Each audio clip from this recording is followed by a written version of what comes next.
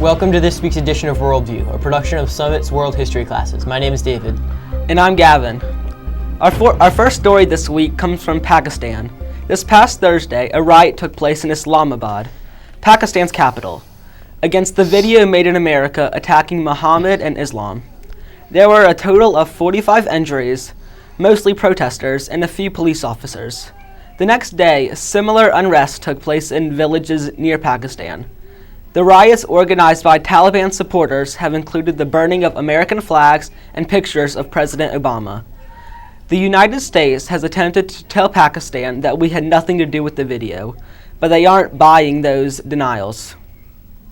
On Saturday, the cabinet minister in Pakistan offered $100,000 reward for whoever could kill the man behind the Innocence of Muslims anti-Islam video.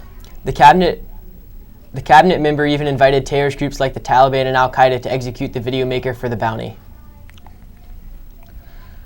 A rebel group, the Free Syrian Army, has moved their command center from Turkey to Syria.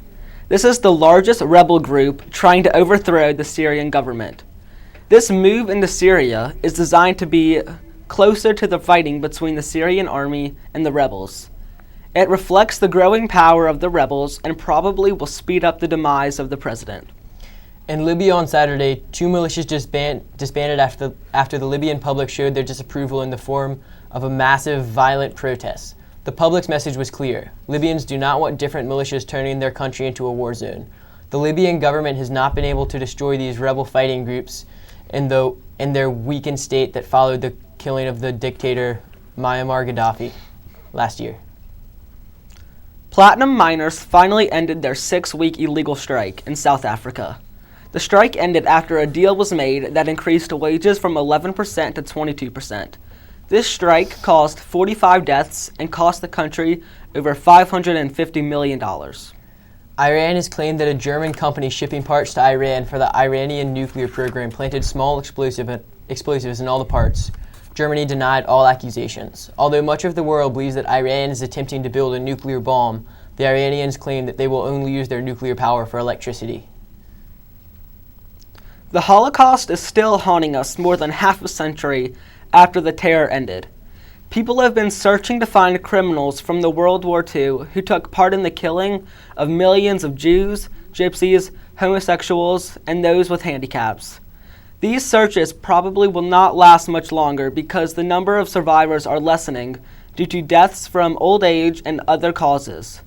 In order to catch more criminals, the U.S. is threatening to ban weapon sales in any country that is letting criminals stay safely.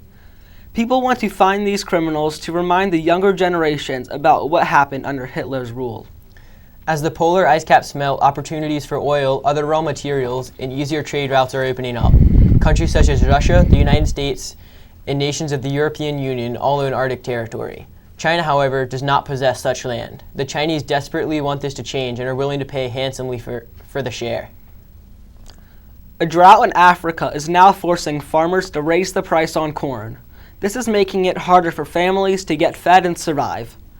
Another major problem farmers in Africa is the price of fertilizer, which is 2 to 4 times more expensive than people pay in other countries. A suggestion is that they start growing food organically. The only problem with that plan is that growing organically decreases the amount of food that can be produced by up to 34%. One of the worst poaching cases ever reported in Africa recently took place in the Congo. 22 elephants were found dead. It is believed that local militias flew in helicopters and killed the elephants from the air. Even though it is legal to sell ivory in most countries, ivory from the elephant tusk sells for around $1,000 a pound on the black market. William has our school service news. Thanks, David. Hello, everyone. The only upcoming service project is the Matt Gefeller Donut Run. This will take place beginning at R.J. Reynolds High School at 9 a.m. on Saturday, October 13th. The list for working at the donut stand is full, but many more slots for runners are available. Competitors in this event will run a set course from Reynolds to a donut stand, which is at the halfway mark. Here, runners will eat 6 donuts and run the course back to Reynolds. For more information on this event and to register, go to www.matthewgefellerfoundation.org/donutrun/. Come on out and earn those service hours. Remember that 6th grade needs 6 hours, 7th grade needs 8, 8th grade needs 10, and 9th grade needs 15 hours of service. Here's Chanel with the sports news. Thanks, William. On Monday, girls tennis won 7-2 versus Wesleyan Christian Academy. Junior varsity volleyball lost against Wesleyan Christian Academy 0-2. Junior varsity boys soccer lost 0-7 against Wesleyan Christian Academy, and varsity boys soccer lost against Wesleyan Christian Academy 2-4. There were no games on Tuesday or Wednesday. Yesterday, varsity volleyball, girls tennis, junior varsity volleyball, junior varsity boys soccer, varsity field hockey, football, varsity soccer, and junior varsity field hockey had games. Today, junior varsity field hockey, and cross country all have away games. Go out and support your Summit Eagles. Now here's El Tiempo Aguilas. Buenos días, amigos. Yo me llamo Roberto. Y yo me llamo Magda. Bienvenidos al programa El Tiempo Aguilas.